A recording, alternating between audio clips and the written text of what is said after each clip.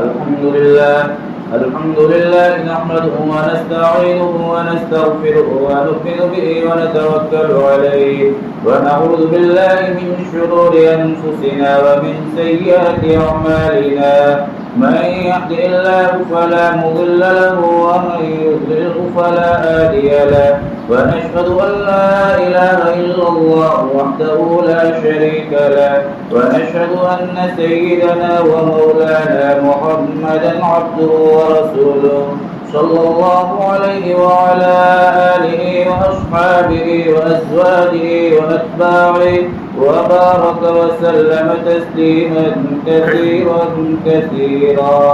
أما بعد، فعن أبي أيوب الأنصاري رضي الله عنه قال رجل جاء إلى النبي صلى الله عليه وسلم فقال يا رسول الله عزني وأوجز، فقال إذا كنت في صلاتك فصل صلاة مودع ولا تكلم بكلام تعتذر منه غدا واجمع الإياس مما في يد الناس، أو كما قال عليه الصلاة والسلام.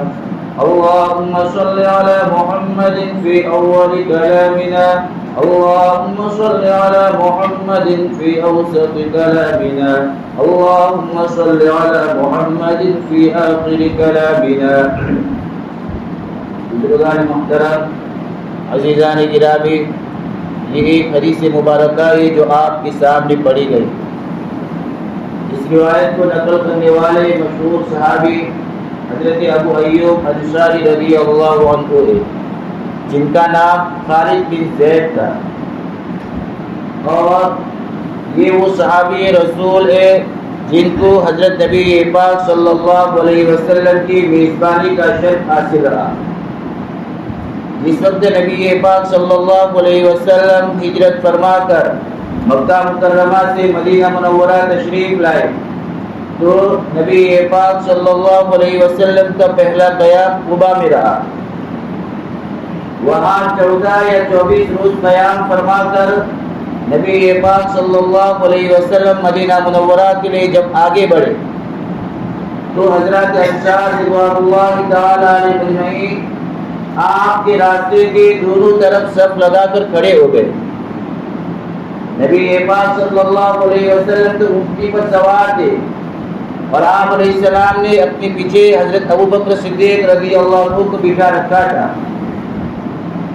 انصار میں سے ہر ایک کی یہ تمنا اور خواہش تھے کہ نبی پاک علیہ السلام کا قیام میرے گھر پر ہو تاکہ مجھے نبی پاک علیہ السلام کی میزبانی کا شرف حاصل ہو. چنانچہ ہر ایک کی درخواست کرنے لگا کہ اللہ کے رسول آپ میرے یہاں قیام فرمائے. اللہ تبارک تعالیٰ نے نبی پاک علیہ السلام کو بذریعہ وحی بتلا دیا تھا کہ آپ کی اونٹنی جس جگہ پر بیٹھ جائے گی وہاں آپ کو قیام کرنا ہے. گویا کہ نبی پاک علیہ السلام کی اونٹنی اللہ تبارک تعالیٰ کی طرف سے مامور تھی، اور اللہ تبارک تعالیٰ کے اس حکم میں بڑی حکمت پنہاں ہے، چھپی ہوئی ہے. اس لیے کہ حضرات انصار میں سے ہر ایک نبی پاک صلی اللہ علیہ وسلم کا عاشق ذات اور آپ پر جان فدا کرنے والا تھا. ان میں سے ہر ایک کی یہ تمنا اور خواہش تھی کہ نبی پاک علیہ السلام میرے یہاں قیام فرمائے. اب اگر نبی پاک صلی اللہ علیہ وسلم اپنے طور پر کوئی فیصلہ کرتے تو یہ چیز ان عشاق کے درمیان تنافس اور تحاسد کا ذریعہ بن سکتی تھی. اس لیے اللہ تبارک تعالیٰ نے اس کا فیصلہ اپنے ہاتھ ہی میں رکھا اور نبی پاک علیہ السلام کو بتلا دیا کہ آپ کی اونٹنی کو ہماری طرف سے حکم مل چکا ہے، وہ جہاں ٹھہرے گی وہاں آپ کو ٹھہرنا ہے. چنانچہ نبی پاک صلی اللہ علیہ وسلم اونٹنی پر سوار مدینہ منورہ کی طرف آگے بڑھ رہے ہیں اور آپ کے راستے کے دونوں طرف حضرات انصار دو رویہ سر بنا کر کھڑے ہو کر آپ سے درخواست کرنے لگے. نبی پاک علیہ السلام نے ان کو بتلایا کہ میری اونٹنی اللہ تبارک تعالیٰ کی طرف سے مامور ہے، اس لیے وہ جہاں بیٹھے گی ٹھہرے گی وہاں میں قیام کروں گا.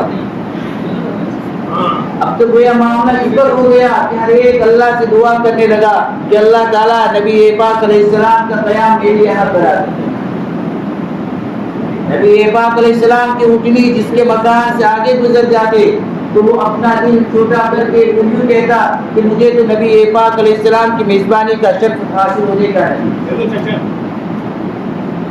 الغد راستے ہی میں نماز کا وقت ہو گیا، چونکہ نبی پاک علیہ السلام جب قبا سے روانہ ہوئے تھے وہ جمعہ کا دن تھا، تو راستے ہی میں جمعہ کی نماز کا وقت ہو گیا۔ تو جس محلے میں یہ نماز کا وقت ہو گیا اسی محلے میں آپ علیہ السلام نے جمعہ کی نماز ادا کی اور خطبہ دیا، جو اسلام کا سب سے پہلا خطبہ تھا اور سب سے پہلی جمعہ کی نماز تھی جو آپ نے اس وقت ادا کی۔ پھر وہاں سے فارغ ہو کر نبی پاک صلی اللہ علیہ وسلم آگے بڑھے، بڑھتے بڑھتے اس جگہ پہنچے جہاں اس وقت مسجد نبوی کا دروازہ ہے، اور بعض حضرات کہتے ہیں کہ جہاں ممبر شریف ہے وہاں پہنچے تو آپ کی اونٹنی آ کر بیٹھ گئی۔ آپ نے اس کو اٹھایا اور آگے بڑھانا چاہا، دو چار قدم آگے چل کر پھر وہ واپس اسی جگہ آ کے بیٹھ گئے اور اپنا سر بھی اس نے زمین پہ ڈال دیا۔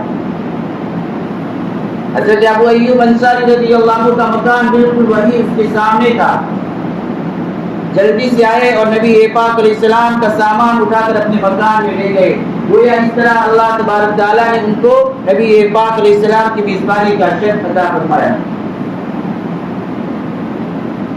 اور نبی پاک علیہ السلام کے دادا حضرت عبد المطلب کا ننیال بھی اسی خاندان میں تھا، تو آپ علیہ السلام کی دلی تمنا تھی، خواہش تھی کہ قیام یہیں پہ ہو، تو اللہ تعالیٰ نے اس کا عجیب انتظام فرمایا۔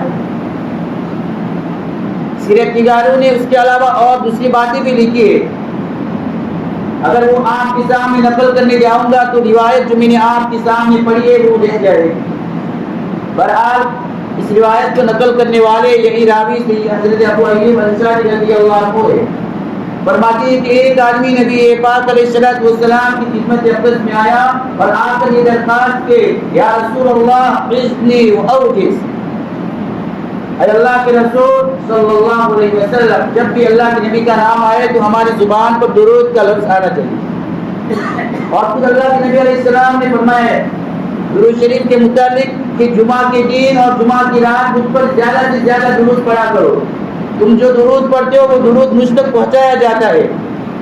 اور ایک روایت میں اللہ کے نبی نے فرمایا کہ جو آدمی ایک بار مجھ پر درود پڑھے گا تو اللہ تعالیٰ 10 رحمتیں اس کے اوپر نازل فرمائیں گے، 10 گناہ اس کے معاف کریں گے اور 10 درجات اللہ اس کے بلند کرے گا۔ تو درود شریف کے بے شمار فضائل ہے، جب بھی اللہ کے نبی کا نام ہم سنیں تو فوراً درود شریف ہماری زبان سے جاری ہو جاتے ہیں۔ تو صحابی نے عرض کیا یا رسول اللہ مجھے آپ نصیحت کیجئے، لیکن مختصر نصیحت کیجئے، لمبا چوڑا بیان نہیں کیجئے۔ تو اللہ کے نبی علیہ السلام نے جواب میں 3 باتیں ارشاد فرمائے۔ آج انشاءاللہ اسی 3 باتوں کے متعلق کچھ تشریح آپ کے سامنے عرض کروں گا۔ پہلی بات آپ نے یہ فرمائی اذا كنت في صلاتك فصل صلاة مودع، کہ جب تم نماز کے لیے کھڑے ہو تو اس آدمی کی سی نماز پڑھو جو دنیا کو الوداع کہہ رہا ہے۔ مطلب یہ کہ جب نماز کی نیت باندھو تو یہ سوچ لو کہ یہ میری زندگی کی آخری نماز ہے، کیونکہ نماز کو خشوع کے ساتھ ادا کرنے کی بڑی تاکید ہے۔ قرآن کریم میں اللہ تعالیٰ نے جگہ فرمایا قد افلح المؤمنون الذین هم فی صلاتهم خاشعون، کہ وہ ایمان والے جو اپنی نماز کو خشوع کے ساتھ ادا کرتے ہیں وہ کامیاب ہو گئے، وہ بامراد ہو گئے، دنیا اور آخرت کی خوشحالی ان کو حاصل ہو گئی۔ حضرت مفتی محمد شفیع صاحب رحمۃ اللہ علیہ فرماتے تھے کہ اردو میں ہم فلاح کا ترجمہ کامیابی سے کرتے ہیں، یہ عربی لفظ ہے فلاح، اردو میں ہم اس کا ترجمہ کرتے کامیابی سے، لیکن حضرت فرماتے حقیقت یہ ہے کہ لفظ کامیابی فلاح کا کما حق ہوا ادا نہیں کر سکتی، اس لیے کہ فلاح کی حقیقت یہ ہے کہ جس شخص کو دنیا اور آخرت دونوں کی کامیابی حاصل ہو جائے۔ اب لفظ کامیابی یہ مفہوم پورا ادا نہیں کر پاتی، اسی لیے اسی پر قناعت کر لیتے کہ کامیابی سے ترجمہ اس کا کر لیتے ہیں۔ الغرض کوئی شخص اگر دنیا اور آخرت دونوں کی خوشحالی حاصل کرنا چاہتا ہے تو اس کا آسان طریقہ یہ ہے کہ نماز کو خشوع کے ساتھ ادا کرے۔ اب خشوع کیا چیز ہے؟ یہ دو لفظ ہے، ایک ہے خشوع اور ایک ہے خشوع، بس ایک لفظ کا ایک حرف کا فرق ہے، ایک میں ضاد ہے تو ایک میں شین ہے۔ خشوع کہا جاتا ہے کہ اپنے جسم کو اللہ کے آگے جھکا دینا، جسم کے سارے اعضاء نماز میں اس انداز سے رکھنا جیسا کہ نبی پاک علیہ السلام نے احادیث میں بیان فرمایا ہے کہ کون سا عضو کس طرح رکھنا ہے۔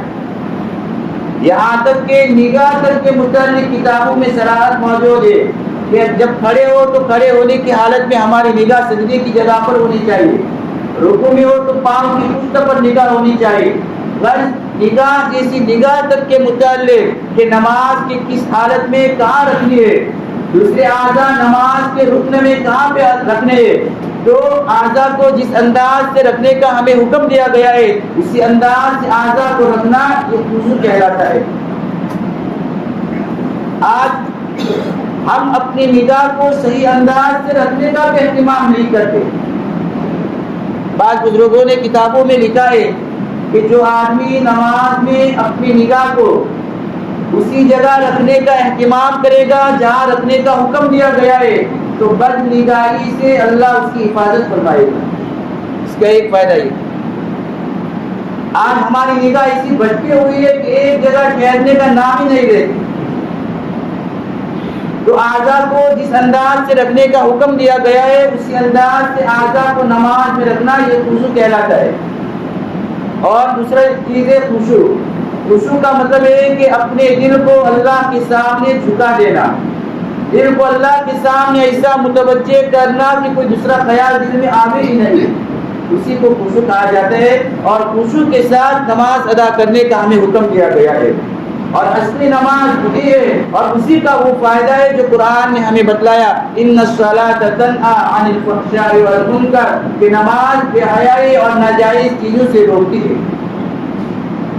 آج ہم نمازیں بھی پڑھتے اور اللہ کی نافرمانی بھی کرتے، گناہ بھی کرتے، ہماری نماز ہم کو اللہ کی نافرمانی سے بچنے کا ذریعہ نہیں بنتے۔ کیوں؟ اس لیے کہ نماز کی جو حقیقت ہونی چاہیے وہ حقیقت نہیں پائی جاتی۔ یہ تو محض نماز کی صورت ہے، یہ تو اللہ کا احسان ہے کہ اللہ اس صورت کو بھی قبول فرما دیتا ہے۔ تو نماز کو خشوع کے ساتھ ادا کرنا بڑا اہم ہے، اور نبی پاک صلی اللہ علیہ وسلم نے خشوع پیدا کرنے کے مختلف طریقے حدیث میں بیان فرمائے ہیں۔ ایک طریقہ آپ نے فرمایا ان تعبد اللہ کأنک تراہ فإن لم تکن تراہ فإنہ یراک، کہ تم اللہ کی عبادت اس طرح کرو کہ گویا تم اللہ کو دیکھ رہے ہو۔ یہ تصور دل میں جمع ہو، یہ استحضاء رکھو کہ میں اللہ کو دیکھ رہا ہوں، یہ اعلیٰ درجہ ہے۔ اور اگر یہ تصور نہیں ہو رہا ہے، یہ استحضاء نہیں ہو رہا ہے، تو یہ تصور کرو کہ اللہ تو مجھے دیکھ ہی رہے ہیں۔ یہ بھی خشوع پیدا کرنے کا ایک طریقہ ہے۔ ایک طریقہ یہ، دوسرا طریقہ خشوع پیدا کرنے کا آپ نے بیان فرمایا کہ جب تم نماز کی نیت باندھو، اذا قمت فی صلاتک، جب نماز کی نیت باندھو تو یہ سوچو کہ یہ میری زندگی کی آخری نماز ہے، اور واقعہ بھی یہی ہے کہ موت کا کوئی وقت مقرر نہیں، کس وقت آ جائے۔ اب یہاں جتنے بھی لوگ اس وقت بیٹھے ہوئے ہیں، کیا کوئی کہہ سکتا ہے کہ میری موت کب آئے گی؟ ہو سکتا ہے ابھی آ جائے، نماز کے دوران آ جائے یا نماز کے بعد آ جائے۔ گویا جب بھی کوئی آدمی نماز کی نیت باندھے گا تو یہ امکان موجود ہے کہ ہو سکتا ہے کہ نماز جو ابھی پڑھنے جا رہا ہے وہ اس کی زندگی کی آخری نماز ہو۔ اب آپ اندازہ لگائیے، اگر مجھے اور آپ کو یہ بتلا دیا جائے کہ یہ آپ کی آخری نماز ہے تو ہم اس کو کیسے لگا کریں گے؟ تو یہی مقصد ہے کہ ہر نماز آدمی اسی طرح پڑھے اور یہ سمجھ کر پڑھے کہ پتہ نہیں دوبارہ مجھے اللہ کے حضور کھڑا ہونے کا موقع اور سعادت ملے گی یا نہیں ملے گی۔ تو نماز کو خشوع کے ساتھ، توجہ کے ساتھ، اس کے فرائض، واجبات، سنن، مستحبات اور آداب کی رعایت کے ساتھ ادا کرنا ضروری ہے۔ عام طور پر ایسا ہوتا ہے کہ مسجد میں آئے اور جلدی سے نماز پڑھ لے اور بھاگ کھڑے ہوئے، ہوتا ہے کہ نہیں ایسا؟ ہر آدمی اپنے آپ کو کہتا ہے میں مشغول ہوں، بزی ہوں. نبی پاک صلی اللہ علیہ وسلم ایک مرتبہ مسجد نبی میں تشریف فرما دے. ایک صاحب آئے، جلدی سے وضو کر کے 2 رکعت نماز کی نیت باندھی. نماز پڑھ کے جب جا رہے تھے تو دیکھا نبی پاک علیہ السلام موجود ہے، تشریف فرمائے تو آپ کے پاس آئے اور سلام کیا. آپ نے جواب میں فرمایا وعلیک السلام ارجع فصلی فانک لم تصلی، واپس جاؤ نماز پڑھو. آپ نے نماز نہیں پڑھی. دوبارہ گئے، پھر نماز پڑھے، واپس آئے، سلام کیا تو آپ نے پھر فرمایا ارجع فصلی فانک لم تصلی، جاؤ واپس جاؤ نماز پڑھو. آپ نے نماز نہیں پڑھی. تیسری مرتبہ میں بھی ایسا ہی ہوا تو صاحب نے عرض کیا اللہ کے نبی میں کس طرح نماز پڑھو، آپ ہی بتلا دیجیے. تو آپ علیہ السلام نے نماز پڑھ کے پوری بتلائے. پھر فرمایا صلو کما رأیتمونی اصلی، تم ایسے نماز پڑھو جیسے تم مجھے نماز پڑھتے ہوئے دیکھتے ہو. تو خشوع کا مطلب یہ ہے کہ اپنے جس دل کو اللہ کے سامنے جھکا دینا، اللہ کے سامنے ایسا متوجہ کرنا کہ دل میں کوئی دوسرا خیال آگے ہی نہیں. تو ایک نصیحت آپ نے یہ فرمائے کہ جب نماز کی نیت باندھو تو یہ سوچ لو کہ یہ میری زندگی کی آخری نماز ہے. دوسری نصیحت آپ نے فرمائی وَلَا تَكَلَّمْ بِكَلَامٍ تَعْتَذِرُ مِنْهُ غَدًا، کہ اپنی زبان سے کوئی ایسی بات نہ نکالو جس کے متعلق کل تمہیں معذرت پیش کرنی پڑے. یعنی آج ہم نے اپنی زبان سے کچھ کہا کسی کے متعلق، اب جس کے متعلق کہا اس تک وہ بات پہنچ گئی، اب وہ آ کے ہم سے کہہ رہا ہے میرے متعلق آپ نے ایسی بات کہی. ہم کہہ رہے کہ جی ہاں میں نے آپ سے متعلق کہی تھی لیکن مجھے ایسا نہیں کہنا چاہیے تھا، مجھ سے بھول ہو گئی. اب ہم معذرت کر رہے ہیں. تو بولنے سے پہلے اگر سوچ لیتے تو یہ معذرت کرنے کی بابت نہ آتی. حضرت تھانوی نور اللہ مرکزہ وہ فرماتے ہیں کہ پہلے توڑو پھر اس کے بعد بولو. یعنی جو بات آپ کہنے جا رہے ہو اس بات کے متعلق آپ کو فیصلہ کرنا چاہیے، سوچنا چاہیے کہ اگر آج بھی یہ بات کروں گا تو کل کو مجھے قیامت کے دن اللہ کے حضور اس کا جواب دینا پڑے گا. قرآن کریم میں اللہ نے جگہ فرمایا ما یلفظ من قول الا لدیہ رقیب عتید، کہ آدمی جو بات اپنی زبان سے نکالتا ہے، جو گفتگو وہ کرتا ہے، اللہ کی یہاں ایک نگراں مقرر ہے جو اس کی باتوں کو ریکارڈ کرتا ہے. اگر مجھے اور آپ کو یہ بتا دیا جائے کہ ہم جو کچھ بھی بولتے ہیں وہ ریکارڈ ہوتا ہے اور ہمارا یہ ریکارڈ حکومت کے سامنے پیش ہوتا ہے، تو کیا ہم اپنی زبان سے ایسی بات بولیں گے کہ جس کی وجہ سے ہم حکومت کی نگاہ میں گنہگار بنے اور مجرم ٹھہرے؟ کبھی نہیں. بلکہ باقاعدہ یہ سوچ اور فکر کا اہتمام کریں گے کہ ہماری زبان سے کوئی ایسی بات نہیں کرنی چاہیے. تو زبان اللہ کی عجیب و غریب نعمت ہے، اس کا صحیح استعمال ضروری ہے. قرآن کریم میں اللہ نے ایک جگہ زبان کو نعمت کے طور پر بیان فرمایا أَلَمْ نَجْعَلْ لَهُ عَيْنَيْنِ وَلِسَانًا وَشَفَتَيْنِ، کیا ہم نے انسان کو دو آنکھیں، ایک زبان اور دو ہونٹ نہیں دے؟ تو یہ زبان جتنی بڑی نعمت ہے اس کے حوالے سے اتنی بڑی ذمہ داری ہم پر عائد ہوتی ہے، لیکن آج ہم نہیں جانتے کہ ہمارے اوپر اس کے بارے میں کیا ذمہ داری عائد ہوتی ہے. حدیث مبارکہ میں اللہ کے نبی علیہ السلام سے سوال کیا گیا یا رسول اللہ من نجات، اے اللہ کے رسول کامیابی کا کیا طریقہ ہے، نجات کا کیا طریقہ ہے؟ آپ نے فرمایا امسک علیک لسانک، اپنی زبان پر قابو رکھو، زبان کو لگام دو، زبان پہ کنٹرول رکھو. عزیزان گرامی، زبان اللہ کی بہت بڑی اور عظیم نعمت ہے، لیکن آج ہم لوگ اس زبان کو کہاں کہاں استعمال کرتے ہیں. بخاری شریف کے اندر روایت ہے اللہ کے نبی علیہ السلام نے فرمایا کہ آدمی کبھی اپنی زبان سے اللہ کی رضامندی کا اور اللہ کی خوشنودی کا کوئی کلمہ بولتا ہے اور جس وقت وہ بول رہا ہوتا ہے اس کو احساس نہیں ہوتا کہ میں کیا کلمہ بول رہا ہوں، لیکن اس کی وجہ سے اللہ تبارک تعالیٰ جنت میں اس کے درجات بلند فرما دیتا ہے.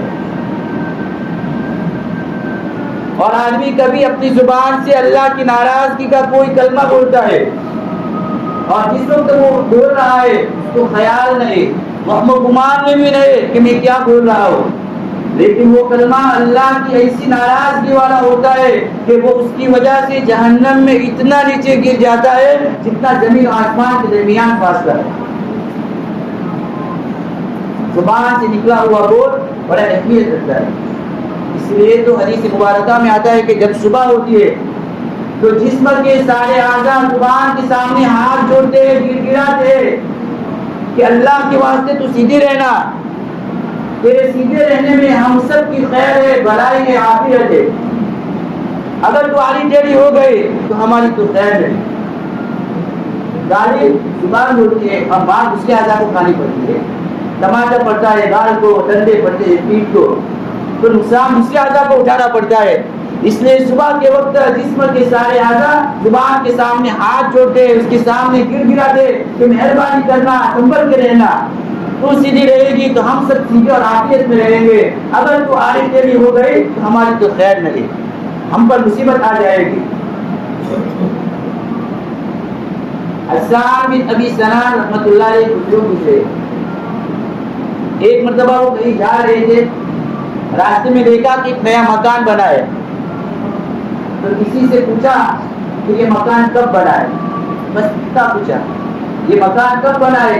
پوچھنے کو تو انہوں نے پوچھ لیا، لیکن فوراً انہیں احساس ہوا کہ میں نے ایک فضول بات کی، اپنے دل سے کہنے لگے تو نے یہ فضول سوال کیوں کیا، تجھے کیا ضرورت پڑے، اگر اس کا جواب تجھے مل بھی جاتا تو تجھے کیا فائدہ ہوتا۔ تو اب کہنے لگے اپنے دل سے تیری سزا کے طور پر 1 سال تک تجھ سے روزے رکھواؤں گا۔ تو ایسے بھی اللہ کے ولی، اللہ والے گزرے کہ اپنی زبان سے اگر کوئی فضول بات نکل جاتی تو باقاعدہ اپنے لیے سزا تجویز کیا کرتے۔ امام غزالی علیہ الرحمہ نے اپنی کتاب کے اندر لکھا ہے، انسان کے اعضاء سے صادر ہونے والے گناہوں کی فہرست بیان کی ہے۔ آنکھ سے کیا کیا گناہ صادر ہوتے ہیں، آنکھ سے کیا کیا گناہ صادر ہوتے ہیں، کان سے کیا کیا گناہ صادر ہوتے ہیں، تو زبان سے بھی گناہوں سے صادر ہونے کی فہرست بیان کی، زبان سے جو گناہ صادر ہوتے اس کی بھی فہرست بیان کی۔ تو تمام اعضاء سے مل کر جتنے گناہ صادر ہوتے اس سے زیادہ گناہ زبان سے صادر ہوتے ہیں۔ اور جہاں پر امام غزالی علیہ الرحمہ نے یہ مضمون بیان فرمایا ہے، وہاں پہ لکھا ہے فَإِنَّهُ صَغِيرُ جِرْمٍ، کہ زبان کا سائز تو بہت چھوٹا سا ہے، لیکن اس کی شرارتیں، اس کی بدماشیاں بہت زیادہ اور بڑی ہوئی ہے۔ دیکھنے میں تو بہت چھوٹی چٹان پر ہے، لیکن اس کی وجہ سے آدمی کو جو نقصان اٹھانا پڑتا ہے وہ بہت زیادہ ہے۔ تو نبی پاک صلی اللہ علیہ وسلم نے فرمایا وَلَا تَكَلَّمْ بِكَلَامٍ تَعْتَذِرُ مِنْهُ غَدًا، اپنی زبان سے کوئی ایسی بات نہ نکالنا کہ جس کے متعلق کل تمہیں معذرت پیش کرنی پڑے۔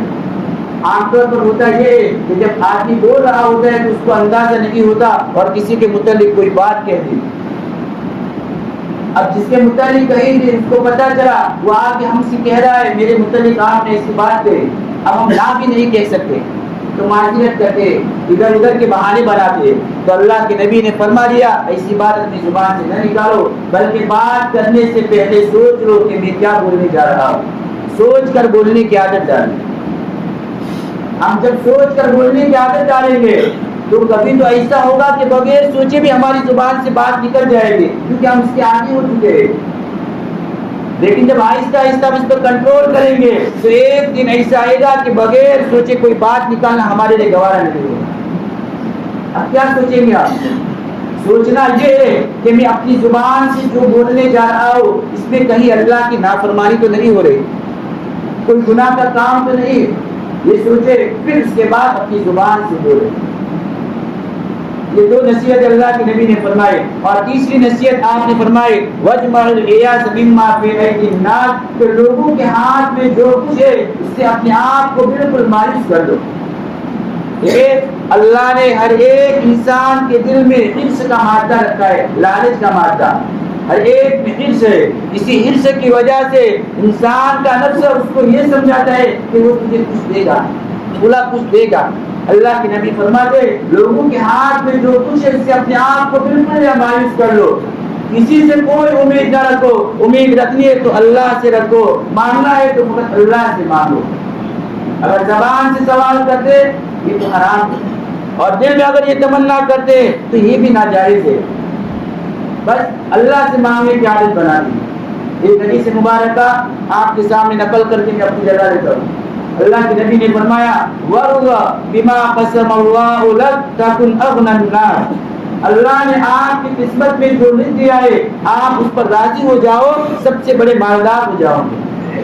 میرا اور آپ کا عقیدہ ہے کہ اللہ نے میرے قسمت میں جو لکھا ہے ساری دنیا کے لوگ مل کر اس میں سے ایک دانہ بھی کم نہیں کر سکتے, اور ساری دنیا کے لوگ مل کر اس میں ایک دانے کا اضافہ بھی نہیں کر سکتے. پھر یہ ساری پریشانیاں کیوں ہے؟ ہر کوئی آدمی حیران و پریشان ہے. عزیزان گرامی, اللہ نے میری اور آپ کی قسمت میں جو لکھ دیا ہے اگر ہم اس پر پکا یقین کر لیں کہ اللہ تبارک تعالیٰ میری قسمت کی روزی دوسرے کو نہیں دیں گے اور دوسرے کی قسمت کی روزی مجھے نہیں مل سکتے, تو ہم کبھی حیران و پریشان نہیں ہوں گے. یہ 3 نصیحتیں نبی پاک علیہ السلام نے فرمائی. پہلی نصیحت آپ نے فرمائی کہ جب تم نماز کی نیت باندھو تو یہ سوچ لو کہ یہ میری زندگی کی آخری نماز ہے. جب اس طرح ہم نماز پڑھیں گے اور نماز کے اندر کی کیفیت آئے گی تو ہماری نماز میں جو کمزوری ہے وہ انشاءاللہ آہستہ آہستہ دور ہو جائے گی. اور دوسری نصیحت آپ نے فرمائی کہ کوئی ایسی بات اپنی زبان سے نہ نکالو جس کے متعلق تمہیں کل معذرت پیش کرنی پڑے. اور تیسری نصیحت آپ نے فرمائی کہ لوگوں کے ہاتھ میں جو کچھ ہے اس سے اپنے آپ کو بالکل یا مایوس کرو. اللہ تبارک تعالیٰ نبی پاک علیہ السلام کی ان مبارک نصیحتوں پر عمل کرنے کی ہم سب کو توفیق عطا فرمائے. وآخر دعوانا الحمدللہ.